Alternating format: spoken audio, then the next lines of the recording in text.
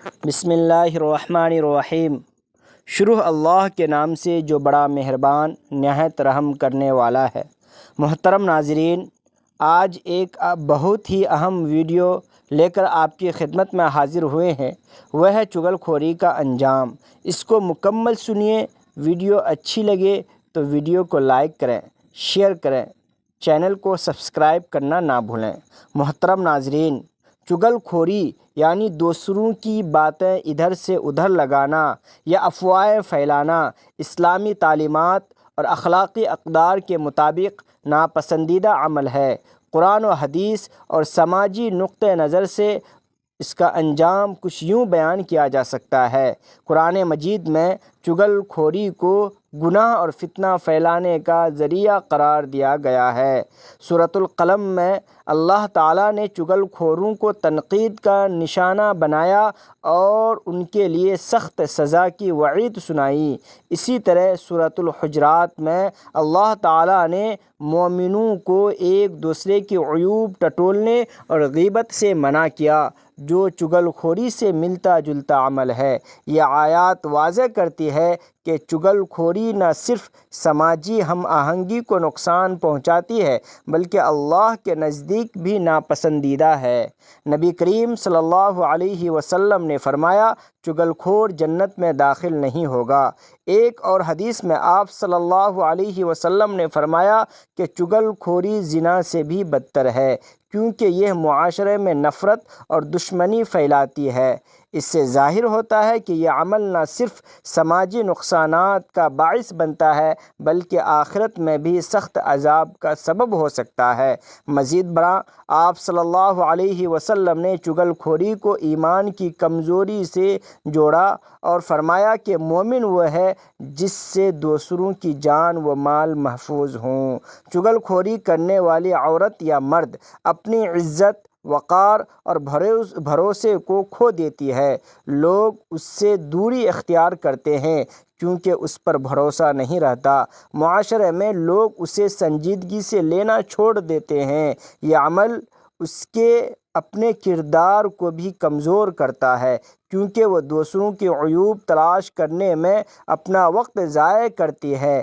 چغل خوری سے خاندان، دوستیاں اور رشتے خراب ہوتے ہیں۔ یہ عمل نفرت، غلط فہمیوں اور دشمنی کا باعث بنتا ہے۔ مثال کے طور پر، اگر کوئی عورت دو دوستوں یا رشتہ داروں کے درمیان غلط باتیں پہنچاتی ہے تو اس سے ان کے تعلقات میں دراڑ پڑ سکتی ہے۔ بعض اوقات یہ تنازعات اتنا بڑھ جاتے ہیں کہ خاندان ٹوٹ جاتے ہیں یا نسلوں تک دشمنی چلتی ہے۔ چغل خور عورت کو معاشرے میں عزت کی نگاہ سے نہیں دیکھا جاتا۔ لوگ اس سے بات کرنے سے گریز کرتے ہیں، جس سے وہ تنہائی کا شکار ہو سکتی ہے۔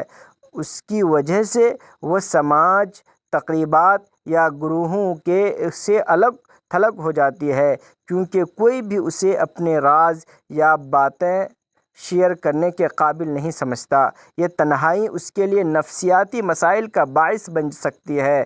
چغل خوری کرنے والی عورت اکثر خود بھی بے چینی اور پریشانی میں مبتلا رہتی ہے، کیونکہ اسے ہر وقت دوسروں کے معاملات میں دخل دینے کی عادت پڑ جاتی ہے۔ یہ عادت اسے اپنی ذاتی زندگی میں توجہ دینے سے روکتی ہے اور وہ اپنے مقاصد یا ترقی کے بجائے دوسروں کی زندگیوں میں الجھ کر رہ جاتی ہے۔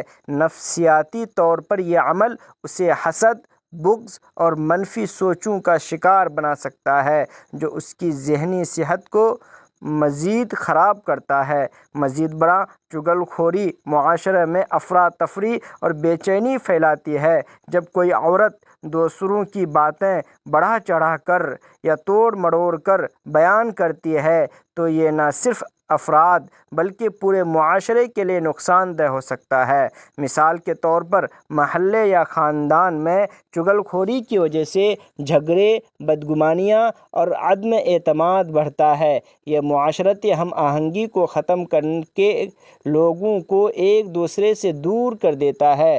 چغل خوری سے بچنے کے لیے چند عملی اقدامات کیے جا سکتے ہیں۔ زبان پر قابو۔